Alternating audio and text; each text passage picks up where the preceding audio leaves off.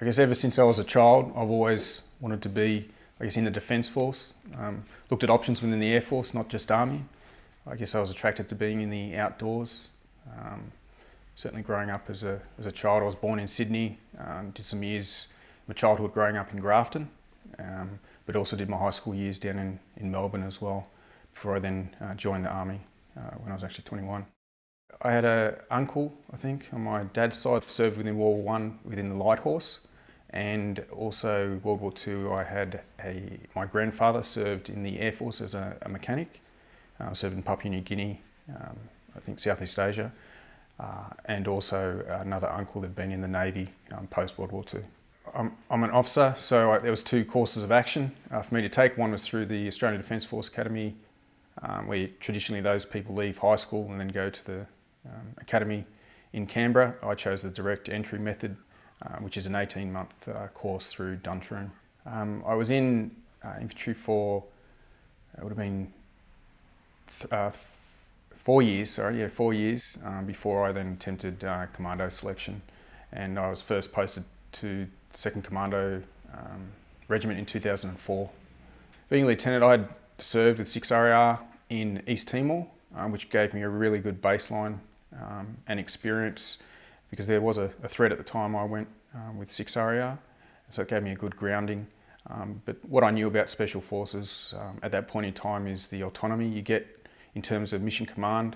They give you a mission to achieve, but they don't prescribe in detail how you're to do it, and you can be creative with how you can then go about that, using the resources that are allocated to you. That certainly I was attracted to. Try to use a bit of my creative side wherever I can.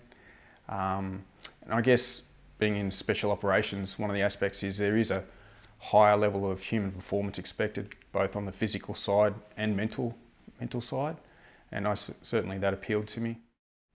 Yeah, so 2006, this was the 3rd rotation that I was on from when Special Operations Task Group had reinserted back into Afghanistan in late 2005. At the time, strategically, the United States was heavily committed to Iraq with their surge from 2006-2007, and they're certainly looking for coalition forces to support and increase troop commitments back into Afghanistan. We were there to fill that void, and the Taliban was starting to press hard on a number of regional areas, and we're certainly there to disrupt and repel the Taliban's push to take over a number of regional areas. And when I was there on the 3rd rotation, certainly things were heating up. As you're probably aware now, most people know that the Special Operations Task Group was based in Tarin Kowt in Uruzgan province, sort of in the relatively middle area of Afghanistan. But it was north of one of the very much hotbeds of Afghanistan, which is Kandahar province, next door to the Helmand province there. So it was seen as a transition jurisdictional regional area where they'd pass through from north to south, but certainly a hotbed of activity for the Taliban and a vital sort of supply route.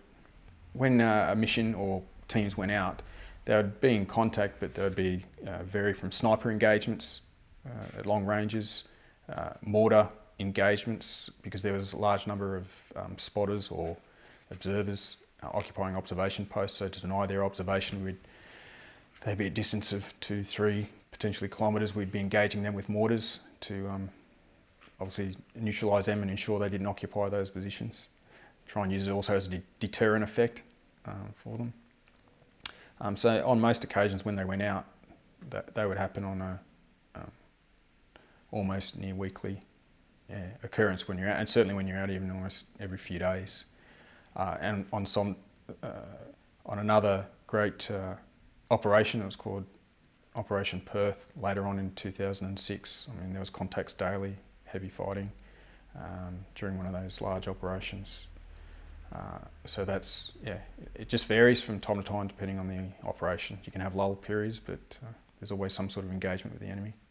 It was 31st August 2007. And we'd been told to go to conduct disruption of Taliban network about southeast of Tarin Kowt. It's still within the Uruzgan province.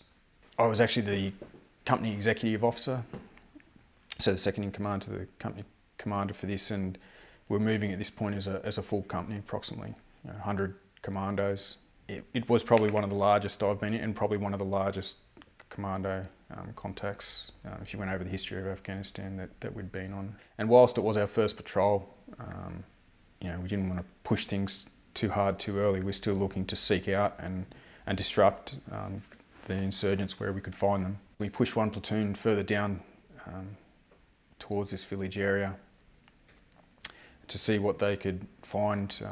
Also, we're trying to provoke the insurgents to unmask themselves, so we knew they were down there. It's just trying to get them active, so then for us to target them. So this platoon that was down further, about 1 kilometre from us, was in contact from 0900 through to early in the afternoon, on and off, engaging enemy at ranges. Snipers were able to neutralise a few Taliban from what they could observe at long ranges. And then it started to pick up and intensify for that platoon down on in the valley. And then the company commander made the call to withdraw probably around mid-afternoon. It would have been after 1400 hours, maybe towards 1500 hours of the day. And so the platoon then started to commence their withdrawal, but what we didn't know, or were unable to observe, was that enemy had moved up onto the hill approximately 700 metres from our position, at an elevation of probably about 45 degrees. And we assessed that this was possible, and certainly the worst case scenario for us, and it would come true that day. And we believe at least a platoon, 30 enemy were up on this hill. And as that vehicle mounted platoon started to withdraw through, that's when the enemy opened fire with some snipers, and actually the company OC was shot in that initial engagement, but not seriously. It was just a flesh wound, so he was still able to continue on. I screamed out contact to everyone once the snipers had initiated, because I heard the rounds crack over my head close enough, and orientated and started giving some fire control orders, knowing it was coming straight from the hillside. And the insurgents had been very cunning and had been able to sneak into positions on the hillside without being observed, even though we had been trying to look through binoculars and observe any of the enemy's movements, and didn't see them move into position, even with the UAV and so forth. And after that initial contact, it was just like a steady rain of bullets all around us.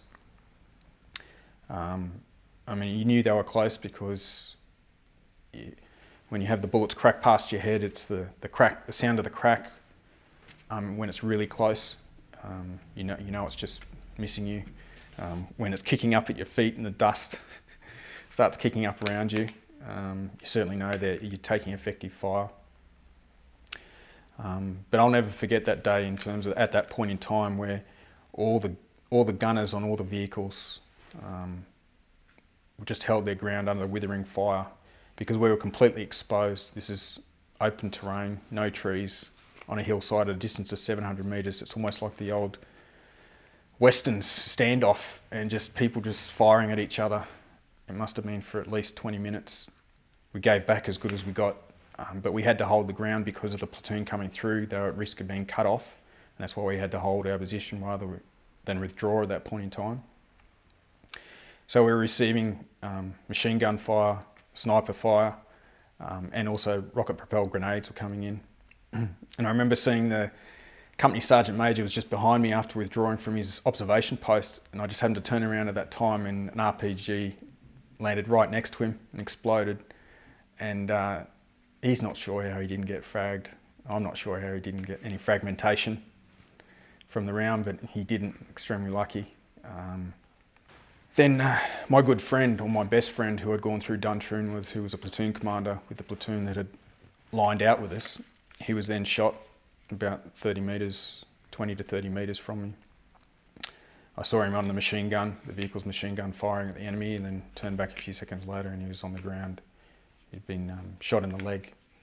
But when it's your best friend, you've gone through college at that point in time, 10 years, trained with him, served with him, it certainly has an impact straight away on you when you see your best friend get shot. But then I could see that it was not a chest wound or anything. It was, I thought it was the leg. So I guess that gave me some sort of comfort that it could have been a lot more serious. So that was our second casualty at that point in time, which is rare to have the company commander shot and the platoon commander shot in the one contact. But I just remember at that point in time where we're holding position with the platoon and firing back on the enemy, I had to get communications back to higher headquarters because we'd only just got a report out that we were in contact, but we couldn't report back. One of the radios had been shot. Another radio had overheated, and the communicator, or my communicator signaller, who runs the radios for me, knew where there was another radio in the platoon's vehicle. And at this stage, we're taking this withering amount of fire, and you could literally not move from behind the vehicles. And I was being targeted by snipers at our particular vehicle as well. I said to him, "You've got to go and get that that radio." I said, "Go and do it. Go and grab it." Just gave him the order. He didn't blink an eyelid. He did what he was told, and that was great because he went and got the radio, ran back again under this withering hail of fire, and was able to then report back to higher what was going on, tell them we'd taken some casualties, and provide a bit more understanding of what the enemy was doing. So at that point in time, the platoon had withdrawn through the valley, and so therefore once that platoon had moved through the valley and out to a support by fire position, we were able to then plan our withdrawal from that hillside. We did that withdrawal using some of the smoke canisters from our vehicles, which I think assisted in concealing our withdrawal, or from fire, that is, observation from fire. And we moved to a position a few hundred metres back. And when we got back there in the initial bound, we had another team that was left in position on the observation post back there. And they really weren't able to move because they didn't have their vehicles right next to them. And what I observed is some of our vehicles who were engaging the enemy up on the hill, that team was vulnerable to being misidentified, potentially with some friendly fire. And I thought a couple of the vehicles may have potentially be confusing our position with potential enemy movement. And then I just made the decision, because our communications was down, there was problems communicating in between platoons, to then run approximately 120 metres between my vehicle and other vehicles, to I guess redirect some of their fire and pass on our friendly force position to make sure there's no confusion of where our friendly forces were and so forth. But to this day, when I made the initial bound, it was about 50 metres. I had to pause for a few seconds to get my bearings to make sure I was going to the right location where I needed to go. In hindsight, that may have been a mistake, but they tell you in your training not to run too far without taking a bound and going down. But I was taking fire, obviously, as I started running from my vehicle, and as soon as I stopped, there was rounds just peppering all around me, and I think I felt almost one round go right past my head. It was the wind of the round almost passing near my ear. It felt like it anyway.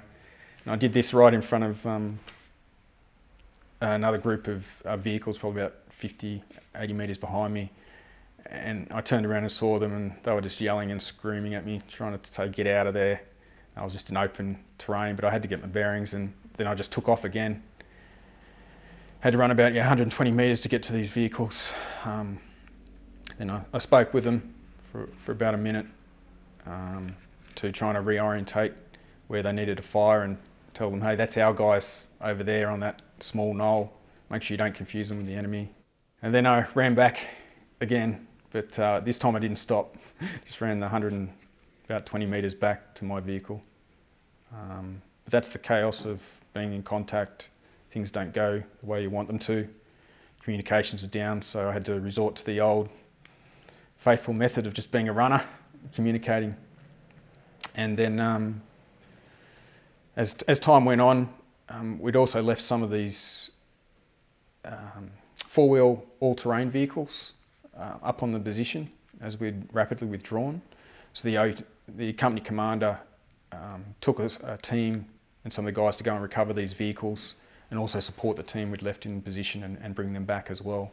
So he left me in command of the company had withdrawn further back at this stage. And so I looked to coordinate an airstrike on the hillside and supported the Joint Terminal Air Controller on the ground to provide clear ground for that bombing of the hillside. And we ended up doing a daisy chain of 6 by 2,000 pound bombs across the top, which everyone knows you need a very large safety distance for that. But we ended up getting the clear ground and dropping them just as more a deterrent. Whether the enemy was still up there at that point in time, we'd stop receiving some of the effective fire.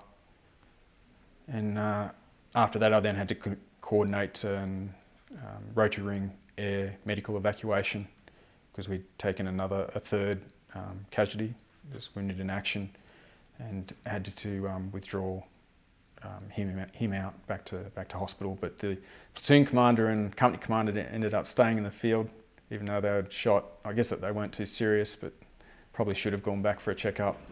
But they remained in the field, and we just sent the one soldier back to hospital. But it was very chaotic. The withering fire, I just won't forget it, and how all the commandos held ground to make sure they protected that platoon coming through the small valley, in terms of making sure they got through the choke point before we had to withdraw. I just think that was real bravery by every man on the day, every person in that company. No one flinched and held the ground, so that's certainly memorable, and we certainly got lucky that day. The Taliban, we've got to look back over history since the Russians first invaded in late 1979, started 1980.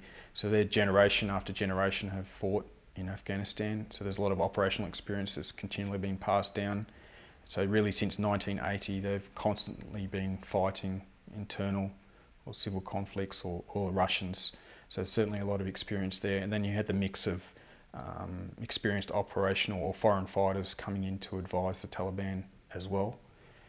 So when you've got that mix, I think they were very courageous and comfortable with engaging coalition forces. Their deficiency or complete disadvantage was their lack of air support. So for them, without any air support, that would be difficult for them to really destroy us in place. But certainly then, that's where their tradecraft was very skillful. As I gave that example of them able to get up on the hillside without us, and we had multiple people looking through binoculars at all times, knowing that that was a great threat and worst case scenario, and they're able to get up on there undetected. So they're able to use their terrain. They know their village areas that they operate in as well. So I think they were very savvy in terms of their individual skills in the main, and able to be coordinated if they had good leadership well against enemy forces. Sometimes that wasn't always the case. Some of them were outmatched and not as professional, especially if you went into other remote areas where it's more just their dual, as I call it, farmer-Taliban role. I think it's important that we do have these memorials, not everywhere in terms of, I think it's important that we have a number of them, states or major city locations, especially the ones where they've invested a certain level of money on, that provide a better understanding, such as the New South Wales Anzac Memorial development. I think it provides young people an understanding of what the sacrifices people have made, not just over previous world wars, but also more current day veterans as well. It's not just about World War I, World War II, Vietnam, etc. It gives them a deeper understanding of the sacrifices and commitments they've made. And I think what's important for them to understand what soldiers go through, or any Navy, Air Force in their service, it is about the mateship, because when things get tough, you are really working with the guy next to you. It is about the guy immediate to you. You've got to work together as a close team member initially, whatever situation that may be, and you do have to have courage, because sometimes when times get tough, you've got to have a level of courage and try and maintain a clear head.